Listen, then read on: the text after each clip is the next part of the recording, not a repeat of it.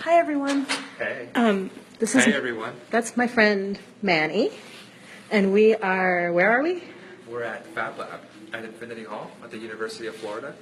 Cool. We're in Gainesville, Florida, Gainesville, Florida. and this is the thing on the window, which I'll leave up for a second so you can read it.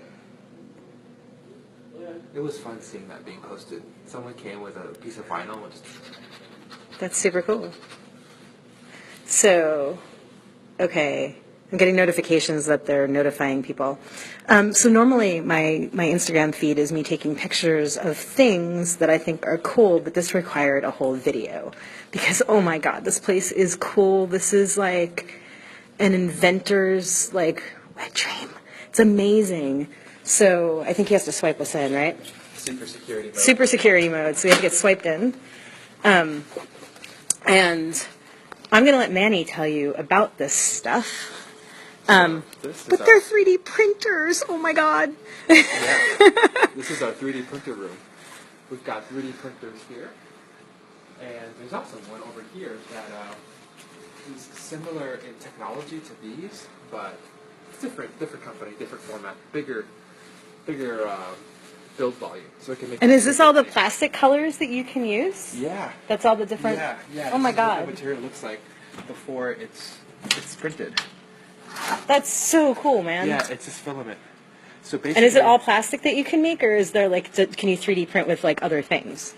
There are other things, like there's carbon fiber Okay. filament, there's wood filament, and granted, like, Wood filament? You can yeah. 3D print with wood? Oh, it's wood.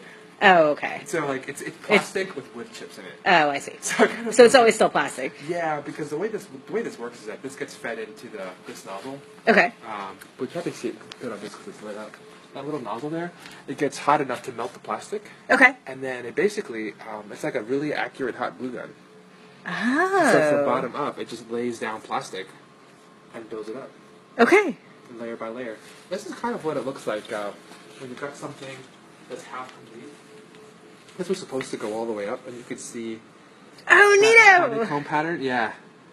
So we can actually control in the print settings like how dense or how hollow it is. Okay. So if you want something super strong, of course, it's not totally solid. Use a lot more material. Look at the dice. That's awesome. Yeah. Oh, and look at this guy. Yeah, Oh, I totally want one of those guys. Can you print me one? I want one for my car. Yeah, you can have this one. Can I really? Oh my God, I totally want this. That's the new mascot for my car. I have to like somehow Velcro it to my dashboard. Awesome. Oh my God. That's like the best thing ever. Holy shit. We got to get some Velcro. I've got some, actually. Okay, there we go. This is my new car mascot. This is fabulous. Its name is Bob, by the way. I name everything like that, Bob. Bob the Righteous Octopus. But look at these things that got printed. I mean, Yeah. I've known that 3D printing is a thing for a while, but...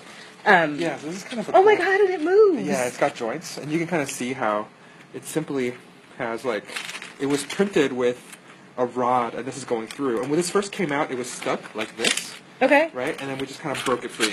And then it's like, this has been used for a long time. That's so cool. Yeah, it's pretty. Oh my God, that's Yeah. so cool. And look at the skull. Is that somebody's skull, or is it just a random skull? This is like a slinky. Oh my God! Yeah. That's a 3D printed slinky? Yeah. What? Yeah, we kind of broke it right Oh, there. you kind of did, yeah. Yeah. But, You yeah. underestimated how fun the slinky was going to be, I think, right? Yeah, totally. Oh, look at this. Oh, whoa. But this was done by an anthropology department here at UF. They had all these models. And Oh, stuff. neato. And this was a failed print. You can tell it's a big hunk of plastic. Yeah. Can you reprint that? Like, Yeah. can you just stick it back in the machine somehow and Yeah, just just start reprint it it? over again. That's super cool. Yeah, I like that. yeah. And like you kind of see like the teeth are just like little bits of plastic sticking off the teeth. Yeah. Because like you can imagine like when this was printed, this has nothing over it.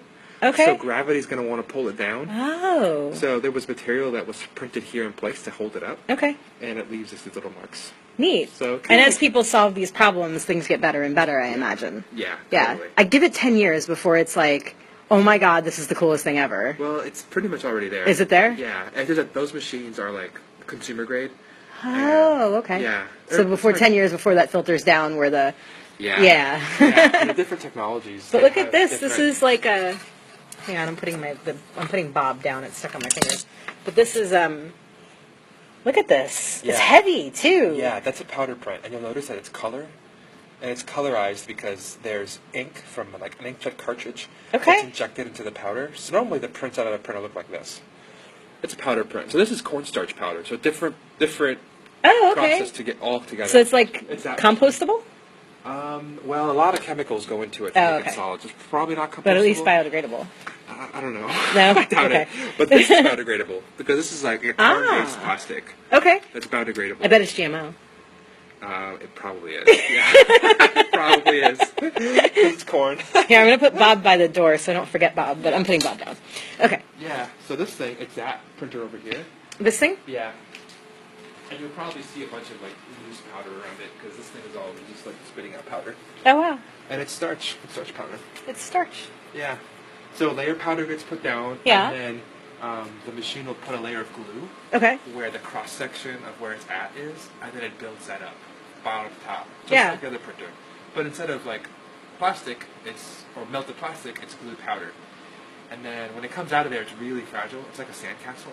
Okay. So then we have a station over here where we add another glue, like super glue, Which is why it's not biodegradable. which is why it's not biodegradable. Yeah, it's this stuff right here.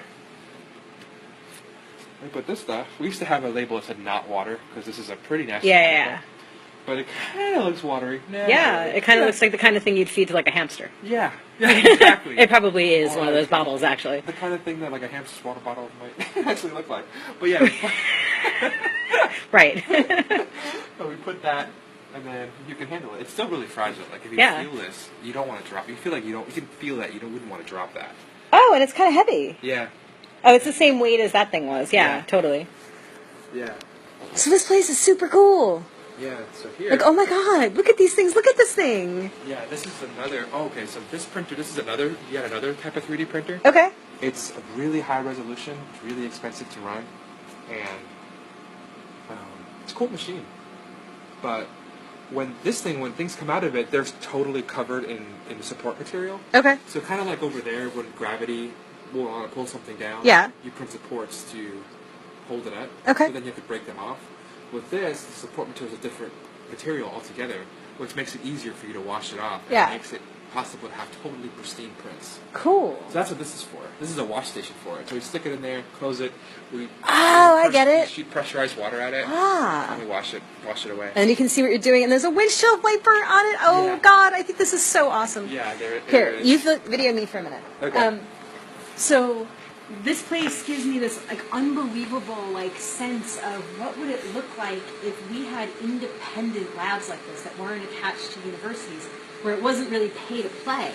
It was people who like were really curious about this stuff could come and like figure stuff out, and people who had an aptitude for like making things better could come and make things better, and people who needed the work done could come, and we could somehow like all like educate each other and like help usher in a new paradigm of like shared resources and shared space and all that stuff. So like this just makes me filled with possibilities, because if somebody had money to invest in like an educational project, man, this would be amazing. People would learn computer stuff, they would learn like resource allocation stuff, they would learn I'll put the camera back on you and you can tell me all those kinds of things that you learned. But and if we paired it with like an intentional living situation where we were like growing food and things like that, and while people were hard at work in the lab, there were other people who were gardening and making food for everybody, so that people who could get immersed in stuff, like, and they'd have like people taking care of their other needs, so they could really get immersed in stuff. Yeah. Yeah. Yeah. Yeah. I can definitely tell you, immersive stuff, that's how I feel about this place. And wouldn't it be cool if you could just spend all of your time being immersed in what brought you like the curiosity and like what brought you, like how would that feel? What would that be like? Incredibly empowering. Right? Yeah. And you're right about learning things, just all kinds of things, because you can design things in a computer that when you try to bring them into the real world, you know, there's things you can do in a computer that can't exist in the real world. Right. And that comes up all the time in 3D printing. Yeah. You know, and I had no idea that was the case until you actually tried to 3D print something. Right. Because like you can design a flat plane, or you can just design like a plane that has like curves like this. Yeah. You know, but you can't 3D print that because it has no volume. You can't print like a Mobius strip, right? Right, you can't print a Mobius. Right. Right, but you can sure model one and Yeah. you can send it to the printer and then see what it does. Right. So, What does it do? It'll Have you tried? It'll fall apart. Yeah. Yeah. Yeah. So I mean, I guess that's the next problem: is how do we print a Mobius strip? Yeah. Right. Yeah. You go into another universe. Yeah, I mean, and this is, I mean, if we want something like a Star Trek world, you know, we need people to be able to get immersed in this stuff, right? Yeah, to really understand it. Like to get like really deep into it and create experts in fields that are like, right? Yeah, like bring apprenticeship back. Oh my gosh, yeah. Yeah. And like we wouldn't call it that because that's like old hat, but Right. we would call it like intentional communities maybe. I feel like that idea is timeless. We're like, you learn by experience. It is. And someone with experience is like showing you something new and then Yeah. it's like guiding you through it. Well, like if I wanted to apprentice here, like what would be the barriers? Would I have to go to school here? Yeah, you have to be a student. Okay. We do have an internship program. Yeah. Where, students, and we have a lot of different majors, like finance, architecture, and art, of course, Yeah. engineering, of course. Yeah. But we've seen everything. Yeah. And yeah, they come here, they kind of gravitate to the machines that they like, the process they like, what they like to do. Yeah. And then we just try to, it's a nice exchange of experience for slave labor. That's super cool. Yeah. I'm gonna like walk around this lab one more time slowly. Yeah, and there's two other rooms I want to show you. Oh my god. Yeah. Wait, what? Yeah, so if you look around here, like you'll see like that shelf, these shelves, that table, we made all this furniture. Okay. So You made all this? Oh, yeah. so there's like shops to do all that. Yeah, like this shelf, talking about like practical experience gained. Yeah. Before we had the shelf, we had all the material that you see on the shelf was leaned up against the wall. Oh my It was a god. huge mess. Huge mess. Yeah. So you designed this and you made it Yeah. in the shop. This guy named Scott, who's our machine operator, he designed it and built most of it. So I cool. never participated in putting it together, and we realized that, see those joints over there of the wood? Where? We designed it against, on that wall. This one? Yeah, like Okay. these wooden joints here. Yeah. So we designed these to be way, way too tight. Oh, okay. So we have three of us trying to hammer this in place. Yeah. And then, it looks fine on the computer, There's another one. you know? Yeah. But then you go to put it together and it just doesn't work. It doesn't Right. fit. So I used to design kitchens. We used to have that problem. We could design it in 2020 in the AutoCAD program. Yeah. But you couldn't install it because walls aren't straight and things like Yeah, that. right, exactly. In the Yeah. real world, like, things aren't perfectly Right. angles, things aren't perfectly Yeah, uniform. and two things can't take up the same space at the same time. And when you Exactly. have something over there that's over there Yeah. that's curved, it affects something over here. Yeah. So anyway, should we keep the video going? Do you think? Sure. Okay. Yeah, So let let's me do show you it. this room. This room's really cool. All right. I'm going to show Cool. you the machines that we use to make all this furniture. Okay. Cool. I know this is the cool room because it's got the warning sign on it. Oh, okay. I don't have closed-toed shoes, so we're breaking the rules. I am wearing huaraches. Let me get the lights. It smells so good in here. Yeah. Yeah. So this is our CNC router. Okay. So basically, Oh, cool. yeah, the way this works, So I could design something in the computer, and then it would just. it would, Oh my god. we'll grab this and a spinning bit, so it Yeah. clicks, and it just carves out Oh. whatever path you want. Oh my god. Yeah. So the sacred geometry that I've been coloring, I could do it like on wood. Yeah, you could. That'd and be in fact, cool. I'm doing that for my friend Evan. Really? Yeah, yeah, we're gonna make a sign for his house or something. Oh, super cool. Yeah. So like if somebody wanted to like have something printed from here, like how would they go about it? Do they have to be students or connected to the university No, or? we serve the community at large. Ah. Yeah. Cool. So Yeah. but what if somebody like across the country wanted something? Could you like mail it if it was mailable? Yeah, we can do that. We've done that a couple of times with 3D prints actually. Neat. How does that Yeah. work? Um, Ooh, if I wanted somebody that like needed like a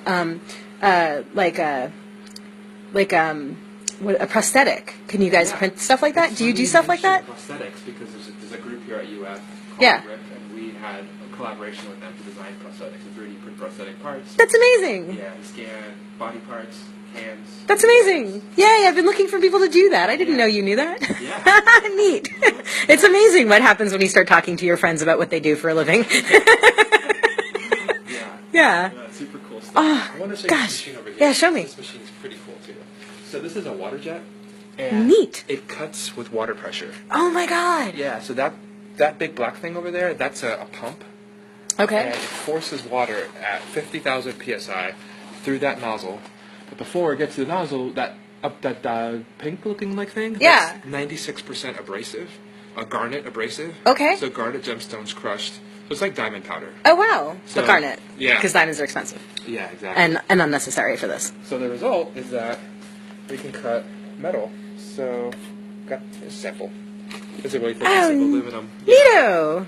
But like that plate on the wall, that was cut in the water jet, and that's 3/4 inch aluminum. Oh my god. So the original piece was like 300 pounds, and it took 4 of us to lift it in place. Holy cow. Yeah.